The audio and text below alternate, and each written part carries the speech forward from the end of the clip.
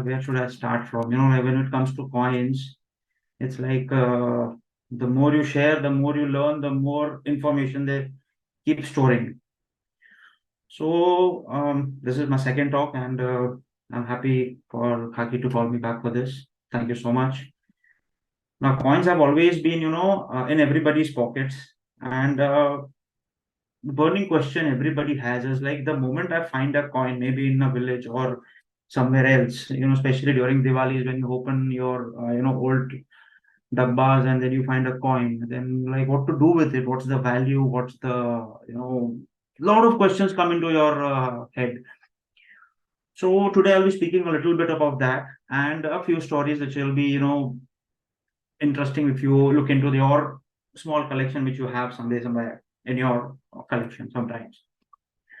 So I'll start with a particular hoard which was found in around 1946.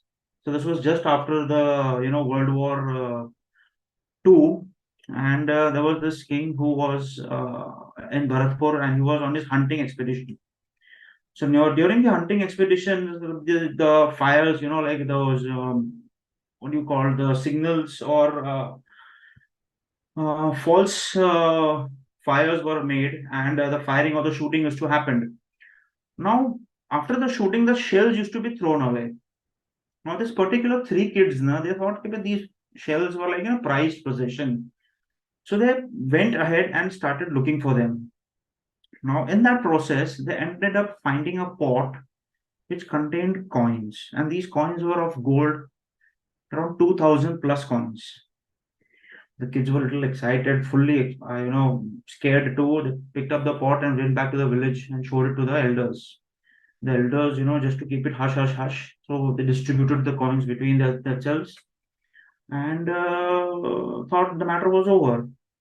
Later, after some days, the police came to know about the hoard being found, and it was not shared. The information was not shared with the police and the authorities, and especially the king. So they confiscated, they searched the whole village, they confiscated the coins, and they could recover approximately 1800 of those coins. The coins were brought back to the king, and he asked the people at the ASI by that time, it was already established, so know what the coins were all about. And it came up to be like the largest gold coin hoard ever found in India. It contained coins of the almost all of the Gupta Empire. A good 250 years of history was there in the coins. The king was furious. The people of the administration was furious because the villagers has melted. The villagers had melted a few of those coins. Now I don't know, or we don't know what were melted, but they were fined for it. They were punished. They were fined, and around 12,000 rupees fine was kept on the whole village. They had to, give it back. Unfortunately, they couldn't do that. But still, the king had the hoard, and he was kind enough to share, or I would say, divide the coins in such a way that the National Museum had around most of the coins. The Mumbai Museum got few coins. The Prince of Wales here. We got the Shivaji, but Maharaja Shivaji, Chhatrapati Shivaji Vastu Sangrahalaya. Just the minute, my AC is too cold. So those coins are there, and the few at the Bharatpur Museum. Now the important thing here was like after finding such a hoard, or what to do basically when we find such coins. And sometimes you feel you scared, like कि भाई अभी यार ये मिल गया तो अभी क्या करना है इसका. Sometimes you have this amazing theory of okay, this is my this belongs to my place, or this is mine, and since I found it, I need to be hidden away. But the actual story goes something different.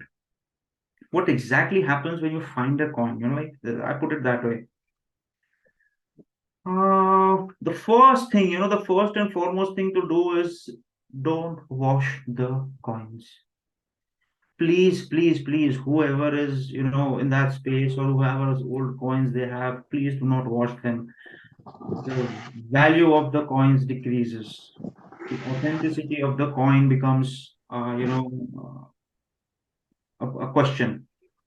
So never ever wash a coin. You have an old coin, see to it that it remains old. It might have some mud on it. It might be cold, or I mean, it might be moist. Just wipe it with a white cloth or a simple cloth, nothing the whole, and just keep them. Now, major question I would put, when we find such coins, when such coins or hoards are reported,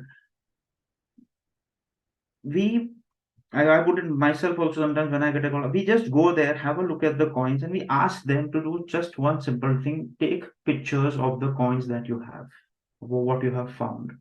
Inform the police. Yeah, the rule goes in such a way that any treasure, any item which is found 6 feet below the ground belongs to the government of India. Above that, it is your heritage. It is your ancestral heritage which has been passed on to you, or somebody from the old people must have kept it for you and their previous generations. So it is for you to have it.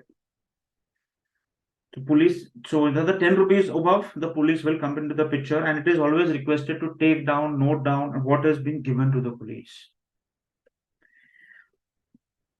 Later, the process goes this in such a way that since you are the owner, you found your coins, you are the owner of the coins. So why exactly does the government of India comes into the picture here? So what is the act, or actually I would put it like, what does the act say of me having thus prejudice? Because I did not put it, my ancestors put it here before. So what does the actual act say? So basically, it's like the antiquities which you have found is any antiquity. Basically, coins, sculptures, painting, epigraphs, everything which there comes in, sculptures which comes into that. If it is 100 years old, then it is an antiquity. So the treasure, the art, the Antiquity and Art Treasure Act comes into the picture here if it is 100 years old. Plus some artifacts or some, I would say, in our case, I would take a coin, which is even if it is less than 100 years old, like the coin of 1939. Now that coin is of historical importance because it was the last silver coin to be minted in India, and it was during the World War times. So British had issued these coins and they were pulled back.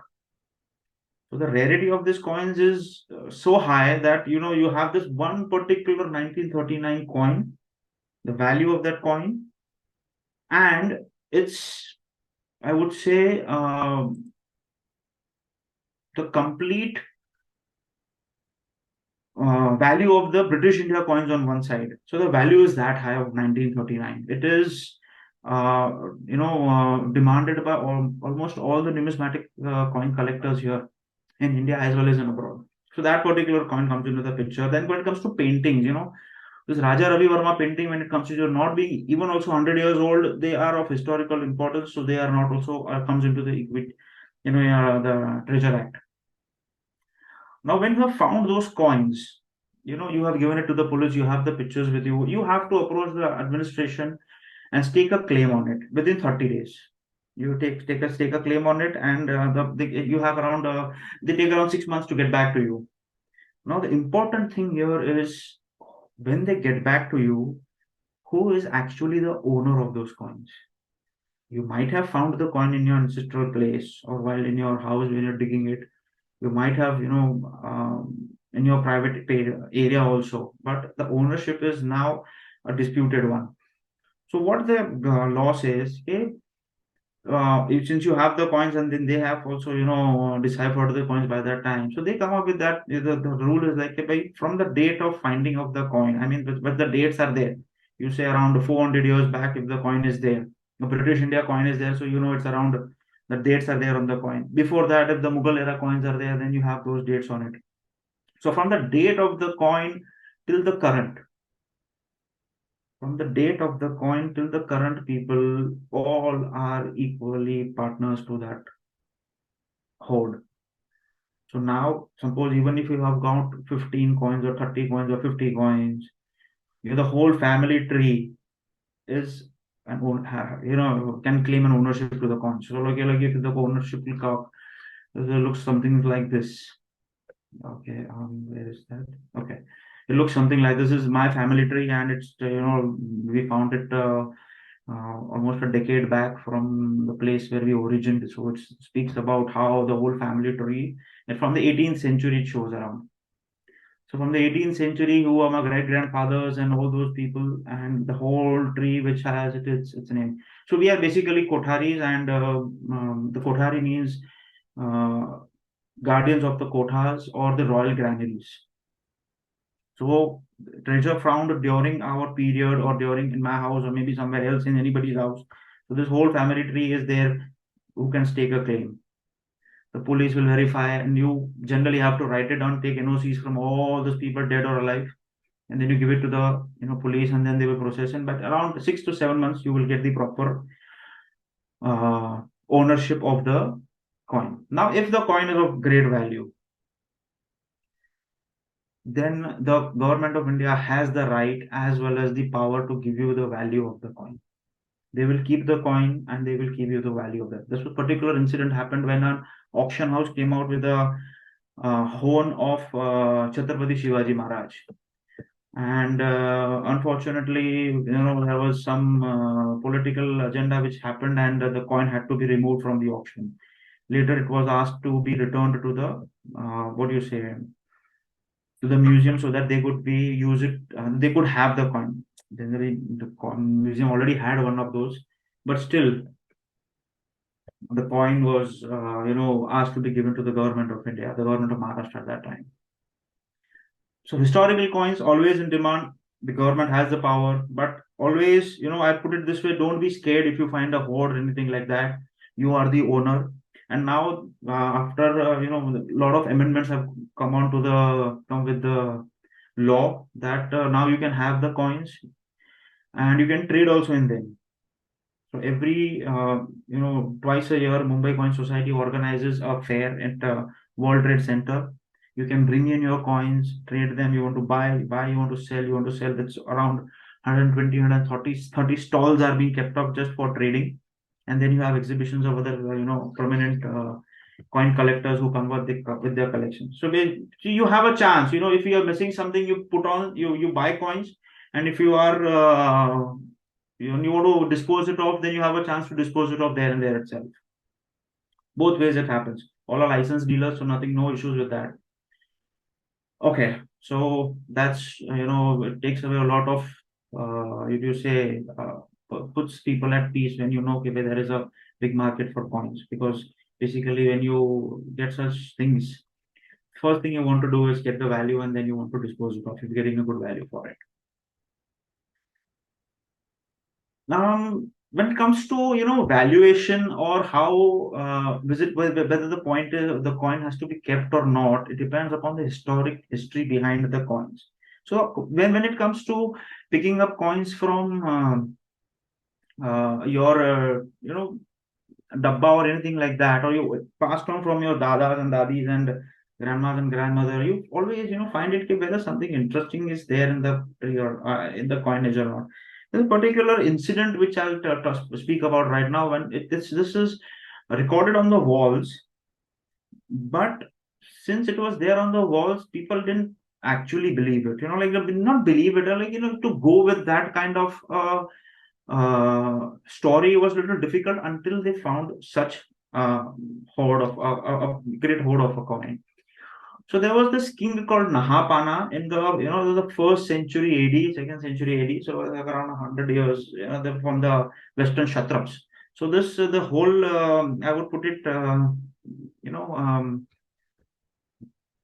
the whole kingdom comes back from northern parts of Afghanistan right up to Mumbai, I would say. The Kanheri caves in that area, that whole Gujarat, parts of Rajasthan, the whole area was under him.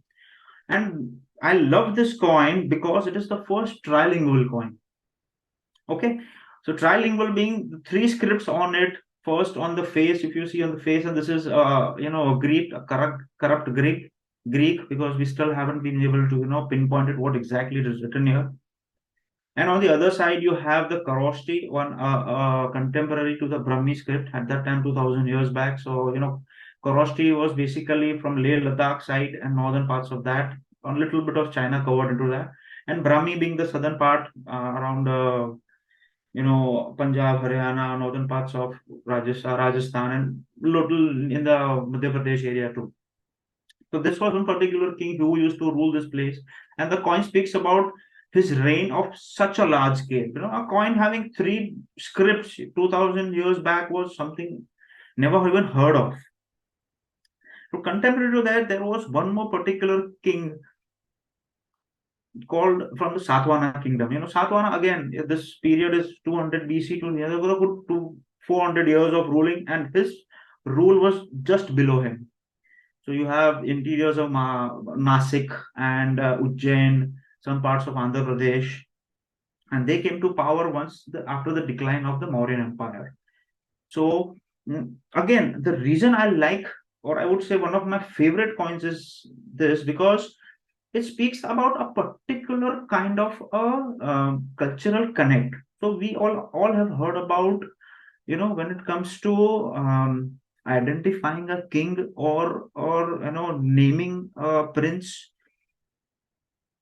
or if you have to introduce a king or a prince, he is generally introduced by mother's name.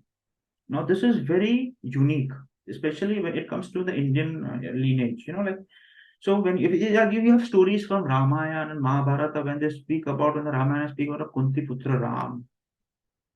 When you speak about in the Mahabharata, you have Yashodanandan, you have Kunti Putra Arjun, you have and so those names of those kings, those people were named after or called after their mothers. So the significance of the mother comes into the picture as a very you know, the importance of mother is actually known here. So this particular coin which I am showing you is the first instance of where the queen or the mother's name is written. So here in the Brahmi script, if you have to read it down on here, it speaks about Gautami Putra. Gautami Putra Satkarnisa. So it's the Yagna Satkarnisa. So it's about Sri Yagna Satkarnisa is about the name of the prince is Yagna and the mother's name is Gautami Putra. So it's on Brahmi, and it speaks, the coin is not more than this thumb size. It's a very tiny coin, around two and a half grams. So you can imagine how small the coin is, having all the legends and the importance of mother being coming into the picture. So here we have texts which have been speaking about mothers being into the picture, but here we have an actual evidence of that practice of a king or a prince being called by his mother's name. So this is an important document. I put it that way. By here, the coin is there as an important document as to a mother is that important. You know, we are talking 2000 years back. Big development happens during this period, and the Satavahana king, Gautami Putra, and Nahapana, the one which we saw the earlier slide, are at war. Now there are inscriptions that there has been war numerous times. But I would put it this way, both of the kings had the sense that whoever won, or I have to put it, whoever was in the driving seat, saw to it that there were no repercussions or there was no financial loss to the common people. No, how would that be? You know, why would that place be? You know, the thought would be there. So I put it in, you know, today's retrospect. I have to put it. Suppose if India goes at war with China and we end up losing it, so definitely the Chinese currency will be taking over us. Now, if they start striking coins in Mandarin and giving it to us, we will not know what is there written on it. And once if nothing is written on it, why would I accept it? You know, you just use a couple of Chinese symbols, tak tak tak tak tak. अबे यार ये original है या नहीं है? I don't know. Why would I accept a coin which is, I don't understand it, I don't want it, and just because it's an intrinsic value, I might use it, but nothing more than that. So to come out, or you know, to make the coins more accessible and acceptable to the common people, especially with such a large area coming into the picture, they came out with a beautiful idea, and which we call it overstruck. So here you have the coin of Nahapana, and the symbol here is it's called the Ujjaini symbol, and it's the symbol of Gautami Putra Satkarni. So you have the Gautami Putra Satkarni's name also on it, and the symbol, wherein it actually speaks about Gautami Putra Satkarni. being defeated Nahapana, and now the whole empire belongs to the Satavahana kingdom. Now striking this coin actually was very viable. First, second, it was very acceptable to the then people. Okay, literacy rate being not that great, but if the moment you touch the fabric, you come to know, especially when it comes to traders. अपन सब जानते हैं, सोना चांदी वाला जैसे सिक्के को हाथ लगाता है, उसको समझ आ जाता है कि भाई चांदी है कि नहीं, कितना क्या है. He doesn't care what is written on it. So the moment he picks up the coin, he's like, okay, fine, it's in the the parity of 2.5 grams, and it is silver, so it is good to go, good to good for trade. So this whole incident was recorded, or it is actually written on walls at Junnar in Nasik. Okay, there are lots of things written. बहुत सारा लिखने का तो लिख सकते हैं. But then a hoard of around 13,000 coins were found in 1906, when a hoard of around 13,000 coins were found, and out of that, 9,000 of them were these counterstruck coins. Now, this is where the people, or I would put it, the archaeological world started looking into the coins. Okay, there is something coming out from the coins also. We have literally evidence, we have other evidences, but here you have coins which are actually speaking about the takeover and the whole economic shift of one king being taken over by the other king. Here, as an evidence, it was right there in their hands. Beautiful coin to collect if you have, if you have a little interest into collecting old Indian coins, because I personally believe when it comes to ancient India, it is a mysterious place. Every time you get a coin, every time you see a coin, and you are like, wow, so many stories to just one coin, and then the history behind it. If you get a chance, you do come over to World Trade Center, you will definitely be able to get a hand over one of this. So, continuing with, religious text, I put it here this way because, when the Gautami Putra Satkarni, the whole mother thing comes into the picture, it was actually from the text where the mother's name comes into the picture. So the stories have been put up on coins by the Satavahana kingdoms, and slowly and steadily, India being such a religious place, it has come into, I have to put it, coins have been keeping those stories with them. So one of the interesting stories with the Satavahana kingdom was like when they spoke about this particular coin, I would come to here, the Gajalakshmi coins. Now, the whole Samudra Manthan story we all know, or I'll just brief it up fast. Say Durvasa, he offers a garland to Indra, and Indra is very happy. He says, "Thank you very much," and he takes the garland and he puts it on the elephant in front of him. Now, the garland, being very attractive, attracts few bees because of the fragrance, and it disturbs the elephant. So elephant picks up the garland and throws it down on the ground.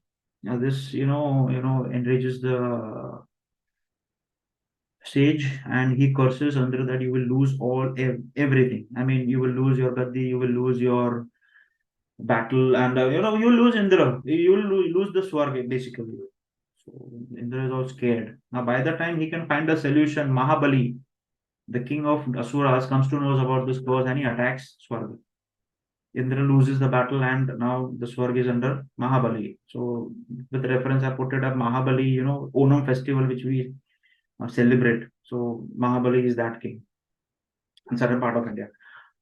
So, Mahabali is in power now, and Indra rushes to this guy, Vishnu, and he tells him, "Bhai, this has happened. Now we've lost Swarg to Mahabali." So Indra, the Vishnu tells him, "Bhai, this can, we can save ourselves if there is a Samudra Manthan happening." So and then the snakes and Sheshnag and everything get ready and Samudra Manthan. Now it was the main thing was to ask the Asuras to take part in it. So they were also promised that Amrit will be given. Now Asuras, since they were already in Swarg, they were like, if we already have the upper hand, we can go ahead with the Samudra Manthan. And during the Manthan, Lakshmi also comes during the Manthan. Now, the Vishnu Puran speaks detail about the Lakshmi when she appears from the Manthan. This complete detailing is there on the coin. The coin is today's 1 rupee size, and beautiful part about it is, again, it speaks about how the description is there where the Lakshmi ji is coming out of on top with the lotus on it, and two gajas, two elephants are showering her for the purification and everything. The whole scene, if you close your eyes, you can really imagine how the whole scene would have been. And here you have a 2000-year-old, 1800-year-old coin having all the details on it. So the coin here has Sri Satkarni written on it in Brahmi. You have the whole Lakshmi Ji ka, the whole picture is there. And, when it comes to getting such coins, uh, you are able to date some events. Like here, if I have to put it, which is an 18-year-old, even a 1,000-year, 2,000-year-old coin, which speaks about a detailed event or Lakshmi ji here. So at least if I have to put it in a date line, to Vishnu Puran is minimum 2,000 years old. Okay, somebody must have recited it. Somebody must have got it from ahead. तो 2000 साल का जो benchmark है, you know, वो एक confirm हो जाता है. Somebody say 5,000 साल, 10,000 साल, 20,000 साल. I do not want to get into that debate. But here I have a physical evidence in my hand that Vishnu Puran is absolutely 2,000 years old. So with the stories coming up with, coins have always been a go-to people when it comes to archaeology. Like when an excavation happens, you find a coin, so you get to that date. Okay, now this site is at least 500 years old, 600 years old, because the moment you find a coin, उसके ऊपर तो date लिखा हुआ ही है. Especially when it comes after 1080 or 180. So you have the date on the coins. So it's you know give me the date while coins when an excavation by any archaeologist is happening anywhere around the world. Continuing with such crazy stories, I would like to come upon a one particular coin which I have been speaking about, and this is again one of my beautiful coins which I have. And this coin speaks about the story about Balaji at Tirupati Balaji. Like so the whole folklore is such that Vishnu decides to get married to Shri Devi and Bhudevi, and like so शादी का खर्चा आता है, तो खर्चा कौन देगा भाई, पर खर्चा करना पड़ेगा तो फिर. So Vishnu goes to Kuber and he asks for a loan. कि भाई मेरे को I would need a loan, so that I need a loan. So Kuber is like, okay, I'll give you a loan, but the condition, there's only one condition on it. I'm like, are you crazy? I'm the god. I can, what can there be a condition? So it's like, but still, you are asking something which I'm a god of, and it is the Shakti for me. So Shakti का तो कुछ तो price देना ही पड़ेगा आपको. So he's like, okay, fine, go ahead. What do you want? So he said, okay, भाई, you have to pay me interest up to the end of Kali Yuga. Now a yuga is around 20 to 22,000 years. A lot of texts speak about a युग का time frame. So he's like, Vishnu is like, 20-22 साल है, कोई problem नहीं है. So that's where he takes the loan, and the whole marriage happens and everything. So the story is such that even today, the amount of money that Tirupati Balaji is taking, is collecting every year, is because people believe that we have to we will help Vishnu relieve his interest when it comes to Kuber's payments. So that's where the whole story of Balaji being such a huge amount of donations coming to Balaji every year, on and on. Now this coin is basically from the Vijayanagara Empire, and there are so many stories related to just Vijayanagara Empire. We have the Amrit Kalash also coming up in this coin series. We have the Narsimha, we have the flying Garuda who's running away with the Amrit Kalash. So when it comes to Vijayanagaram coins, it is, whenever you visit Hampi, Especially you can visit a few jewelers and you can ask them and you can definitely get them. So this is on the list or to-do list if you're traveling to Hampi. Hampi, you want a quick picture, take a 50 rupee note and it is behind the stone temple or the chariot is there behind on the 50 rupee note. Now from here I'll take a leap of around 500, 600 years, and I come to a particular I would say not an event but a routine or a programmed uh, event in the Islamic era. I put it there. The Islamic era lasted for around 700 to 800 years in India. So there's these called nisars, and they are basically called scatter coins. Uh, जब राजा एक जगह से दूसरी जगह जाता है या खुश होता है तो निछावर किए जाते हैं coins. So these coins are generally very small coins weighing from around 0.5 grams to the largest being around 5 grams. With what do you say? Again, when I come back to when the king is traveling, he generally nyochawers these coins. Okay. So the rule, or I would say the procedure goes such way that the king is weighed every on his birthday and on the New Year's. So this is the time they were actually following not the Islamic calendar, they were following the Zoroastrian calendar where Navroz was there, the New Year's. So Navroz ke time pe the king was weighed and the amount of silver or gold then it was kept on the side. And on his birthday, this amount of gold and silver was kept minted in coins and kept on the side. And then they were distributed when and where, when and when it was required by the king, whoever king came to the odds for that. Now there is one particular incident when Alauddin Khilji, uh, you know, went took over Delhi. So the amount of treasure he got from the Delhi mint, or I would say the khazana, was so enormous that he was stunned for some time. He just said कि भाई एक काम करो, थोड़ा सा public को भी देते हैं. So it is mentioned that he actually used military equipment to shower coins. So here you have an actually catapult filled with coins and thrown into the public from the gates. So you can imagine the amount of money that we had. The same military, equipment, I put it when he was losing it, when he was losing his establishments in and around Delhi. So when his weapons were out of place, what he did was he put up a sack of copper coins on the catapult, put oil or wine on it, alcohol, lit it up, and threw it to the enemy. Now the enemy is so stunned, he is already prepared with all his gear, all his shield, and then you have this ball of money coming to you.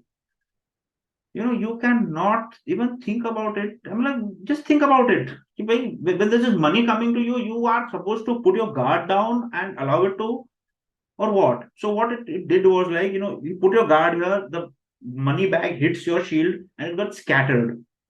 Now, the moment those coins got scattered, the soldier actually dipped down, and then it was when a shower of arrows used to follow those coins. So now here you have coinage, which was used as distributing also, as well as used as weapons also. There are very few references which allows coins to be used as weapons. Here you have coins. We are lucky enough to have such good amount of history where coins have been so much to share. Again, if you are into Mughal collection, this is a must-have of a coin in your collection. I'll just move a little ahead here with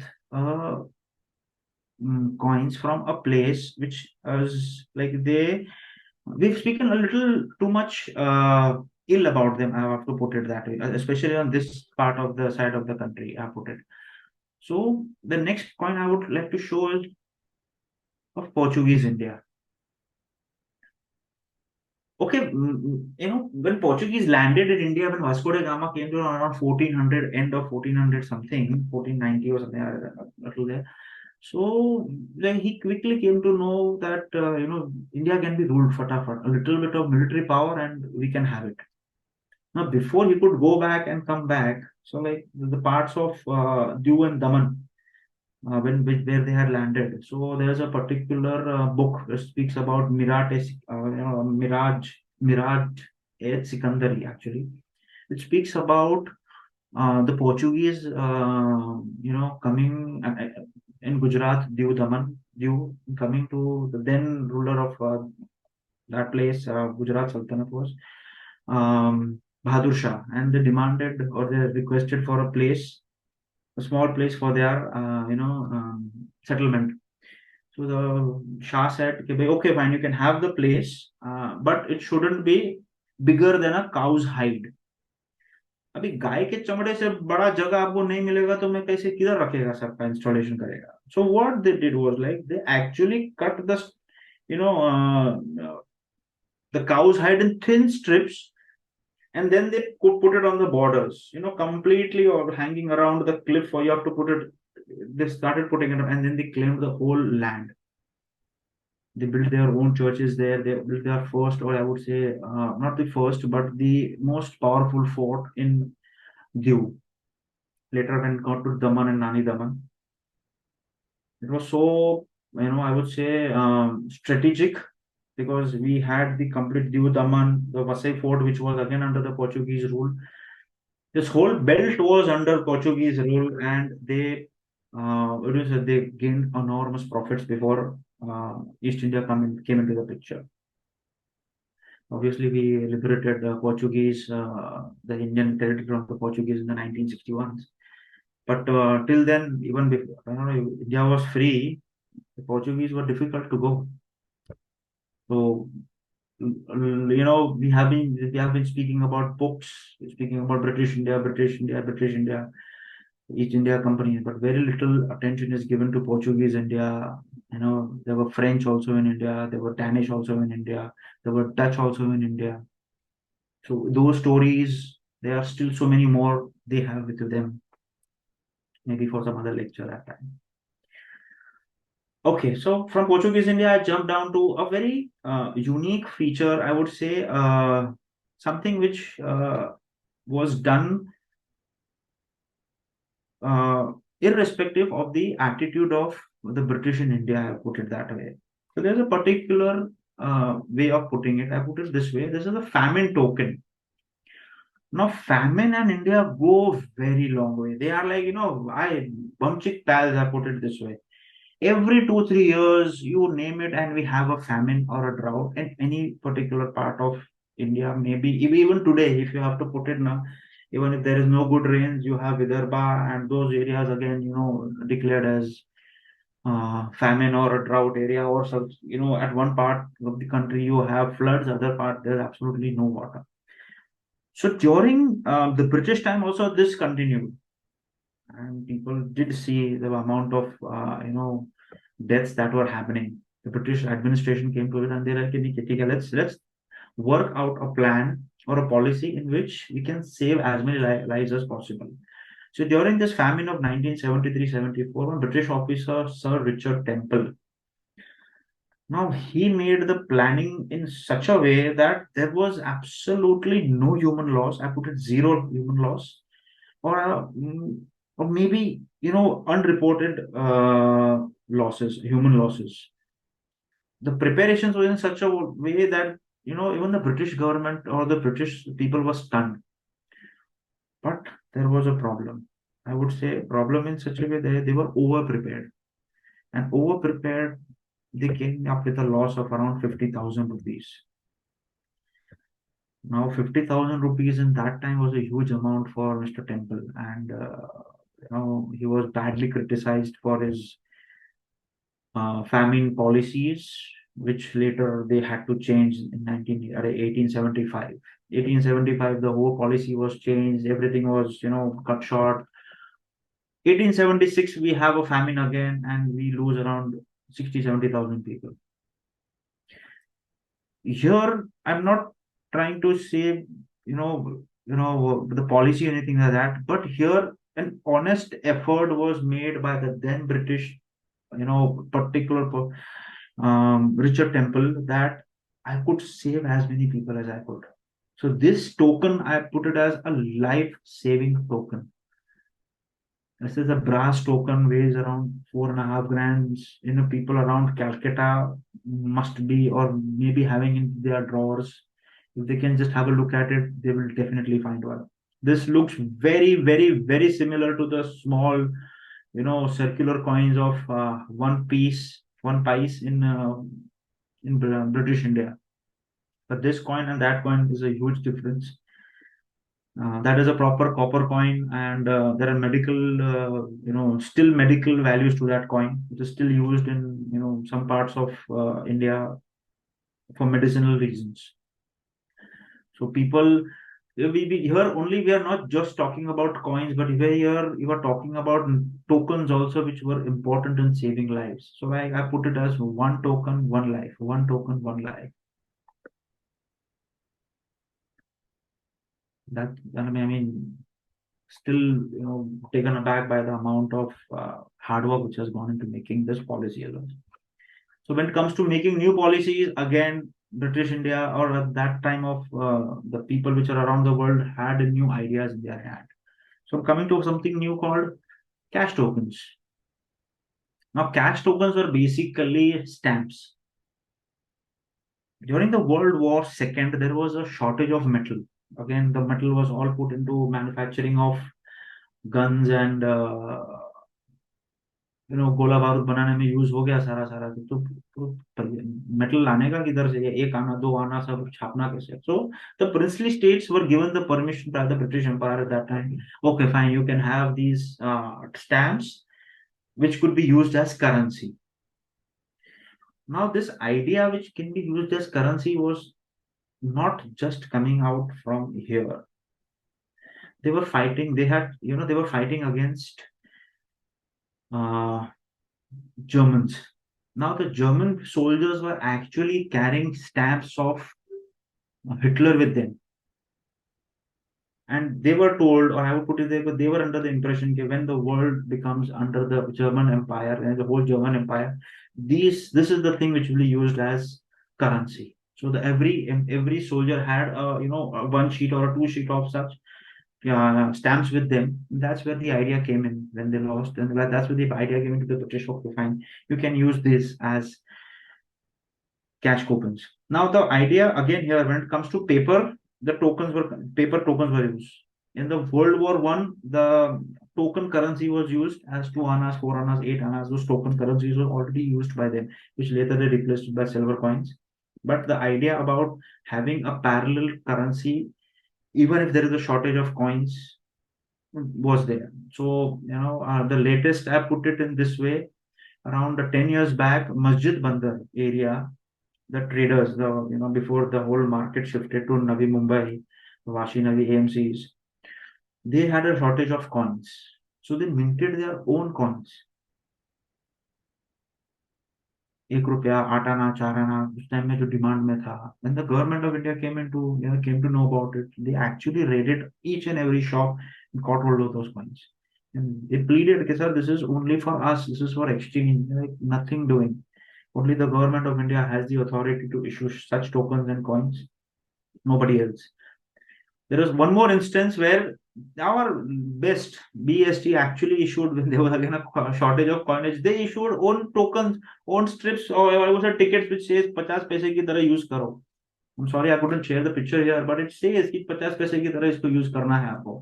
So that ticket also came, and it was, and the fun part about that ticket was it could be used only once. So the idea about coins, currency, and how you have some other thing which was actually started being used as currency or being introduced by private people coming into this. The government of India again stepped in and they had to stop that. Coming on to something which, when one country is printing money for some other country, we have heard about our money being printed by some or minted by other countries. We have Moscow printing our coins.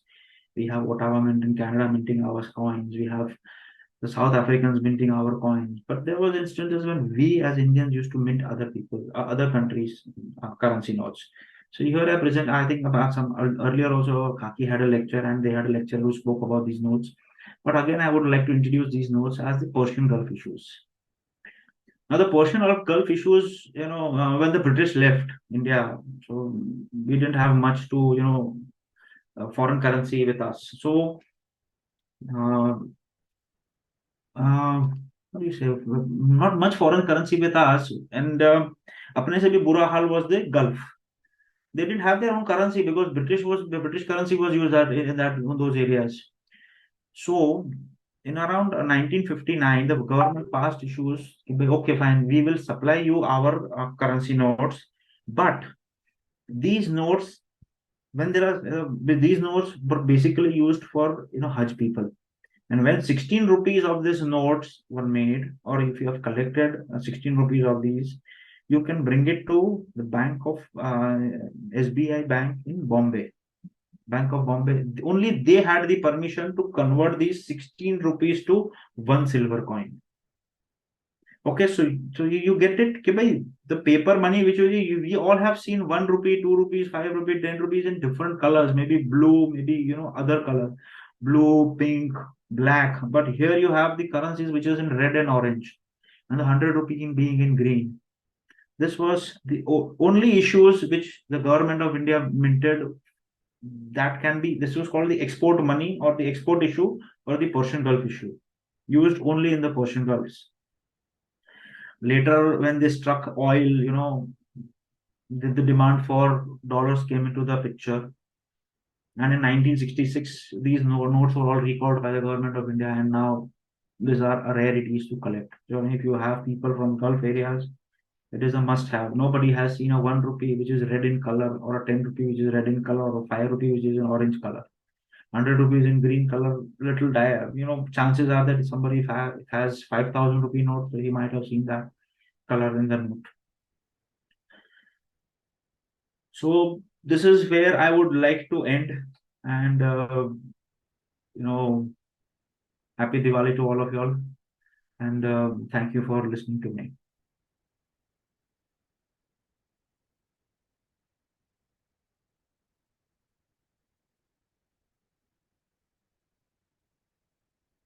Okay, do I have any questions? Thank you so much, Anand for such an interesting talk. We've had a really, really lovely time delving more into this topic. For sure, there have been questions, and people have also praised your presentation and the information that you presented to us. Sukhi says how amazing these coins look, while Aditi says very interesting information. Sukhi again says, amazing how much information has been stored in the coins of the past. Ankur says, I have been an MCS member and have noticed many dealers who appear genuine on surface, but actually undervalue coins when anyone sells them. So That's again, okay. So we have an MC member and notice many dealers who appear genuine on sale, but actually undervalue coins is when, again, it's a trade. When it comes to, valuation, especially, everybody wants to sell. अगर चांदी का अगर मेरे पास मैंने अगर किधर से रखा है 1,000 रुपए का, अगर मेरे को 2,000 रुपया मिल रहा है, 3,000 रुपया मिल रहा है, तो the first instance that comes hits your head is like, sell it off now. You are not a collector. Right. So that's how the people come in with their present or with their coins, and then they sell it out. So there are dealers, there are genuine dealers, there are genuine auction houses now who take your coins and put it up for auction. If it is fair value you get, then it is wonderful. And since it is all legal, so nothing to worry about it. Right. Okay. Jyoti Raut says, excellent presentation. Thank you so much. Sukhi again says, how interesting to have our currency used in some other country. Thought of rupee in Nepal and Bhutan. Nice to talk about coins on a day prior to Lakshmi Puja. She says, I'm going to be looking at the coins in our puja and looking their antiquity as well. Gaurav is asking, when is the exhibition in World Trade Center? Is it throughout the year? No, it happens twice a year. Mm-hmm. Once in September end or first week of October, and in April. Okay. Okay. I hope, Gaurav, you save this information for your next visit. Vijay Kulkarni says, very nice talk.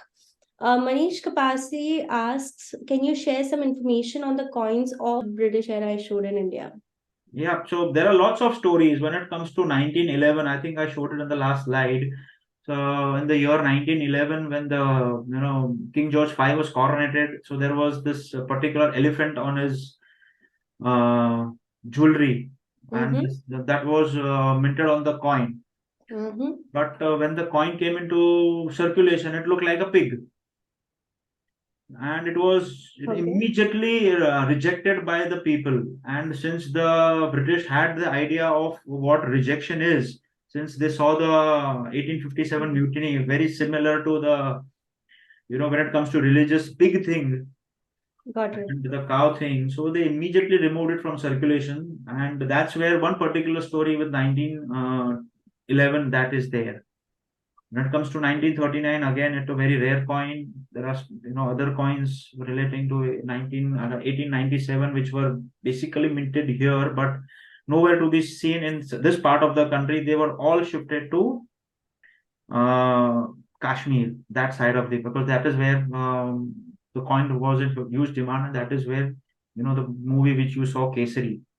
Mm-hmm. So that time period matches with the shortage of those particular years coins happening in India. So 1837, that particular coin is again a relatively rare coin. Okay, okay. I hope that answers Manish's question. Gaurav has asked how to become a member of MCS. So MCS has its own site, and they can be found on Instagram. So MCS is Mumbai Coin Society. So they can be found on Instagram. They are on Facebook. You can just put in a word, and they will send you the form.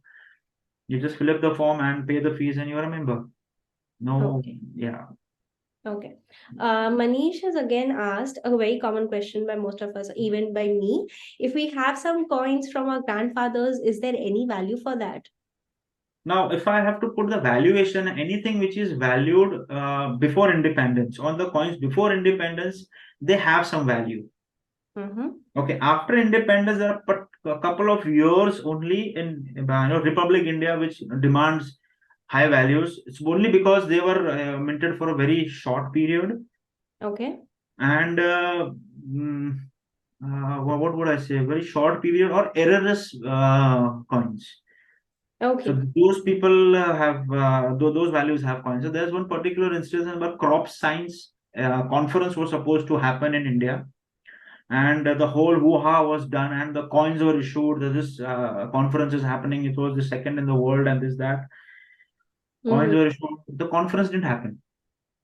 Oh, Uh-huh. So, but the coins were issued. So they had to recall the coins back. Those VIP okay. sets had to be called back, Mm-hmm. and suddenly that coin became a valuable asset. Like you, it's in the, I think it's around 1996, 97. This event was supposed to happen and didn't happen. Okay, So that's okay. where the valuation goes. That's where, in short, British India coins will have some value. After that, tough to get values. Got it, got it. An interesting information for all of us to remember. AK says, excellent presentation, keep it up.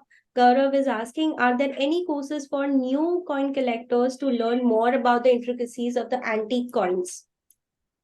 So Gaurav, here again, people like the Mumbai Coin Society asks me or people like us to, take such presentations. So we speak about why new coin collectors are needed in this field. And Mm-hmm. yes, there are guides for every coin collector.